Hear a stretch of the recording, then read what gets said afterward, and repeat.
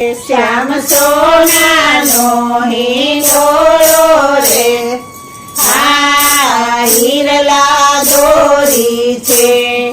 ગોકુળિયા ગામમાં નંદજીના રાજમાં જશોદાએ હિંચકો બાંધ્યો છે.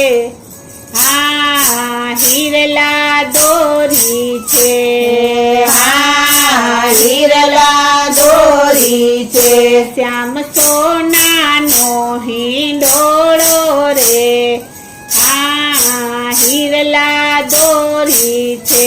શ્યામ સોનાનો હિંડોળો રે, આ હિરલા દોરી છે.